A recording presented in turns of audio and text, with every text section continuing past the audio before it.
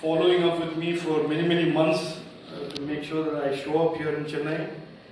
I'm glad that you were successful and I'm very glad that I could come here today and see for myself the very excellent work that Samir is doing and the team at Samir is doing.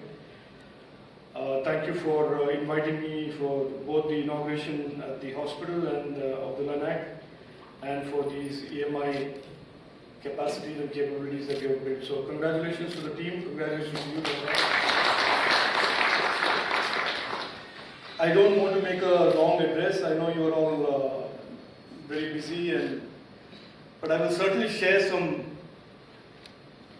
perspective of our Prime Minister and our government in terms of deep tech and high tech R&D and where we see this going, why this is very important in our overall scheme of things.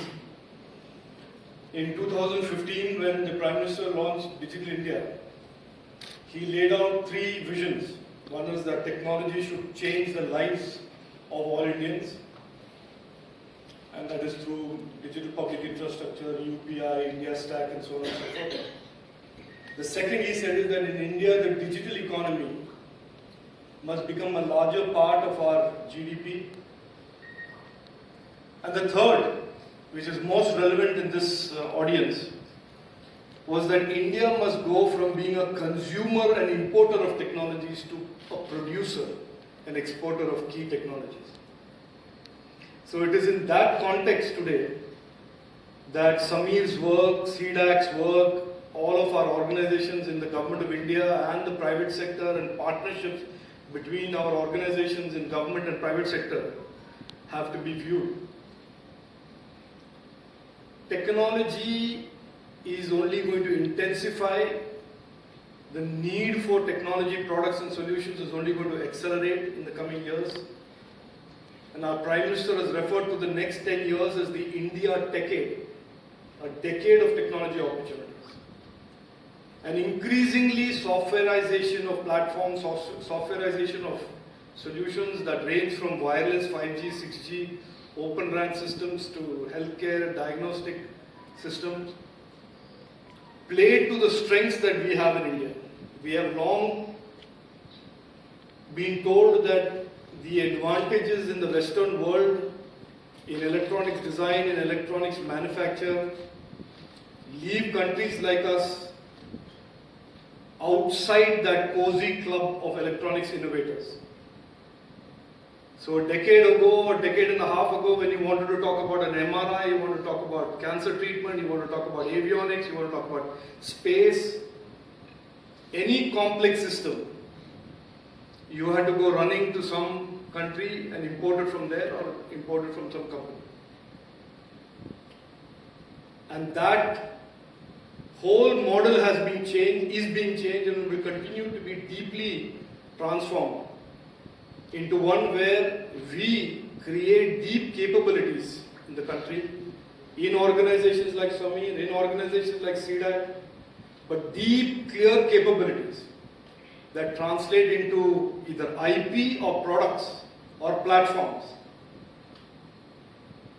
When I say IP or products or platforms, for example, for Samir, it is not necessary that you build the cancer treatment system or the actual product, but the core IP and then working with an ecosystem of industry to actually create competitive, cost-effective products, that also is a big achievement. So our R&D, that what we have been calling for decades, what we call R&D, which is to work on individual pieces around the edges of a product or edges around of IP. We are slowly but surely changing it to where the heart and soul of intellectual property, of technology, of a product or a platform or a device, we will create that capability here. We are creating that capability here. Whether it is a mobile phone on one end or a high-end data center server or a GPU or a TPU for AI compute, or it is an intelligent system that is driving the next generation of EV, silicon, or It is in the healthcare diagnostic treatment delivery system, like that we have seen today at the Cancer Institute.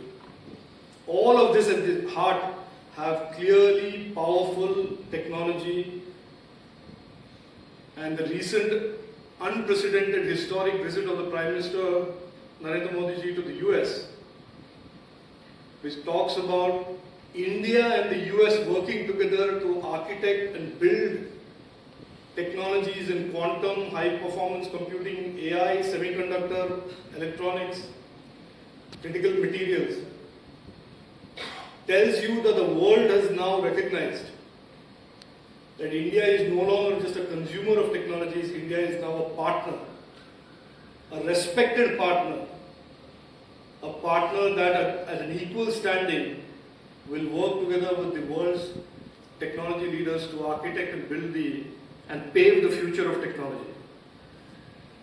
I will certainly share with you, especially the team at Samir, that I am very impressed with what I saw today at the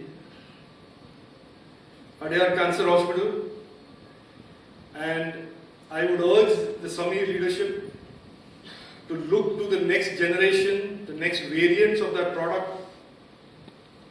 We in the government and in Meity, and you have treated Mr. Marwa very well today. He is in every photograph, so he certainly will be very happy to support you. That we must not take this as the last step of a journey. This, what we have seen today, should be the starting point or a launching pad for a whole new generation of technologies that is based on that platform. But smart, competitive, efficient, and not just competing on price points, but competing on technology capabilities, competing on feature sets.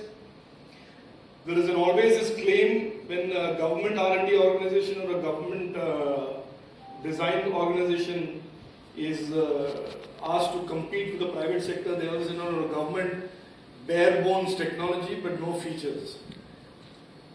That we should change the narrative.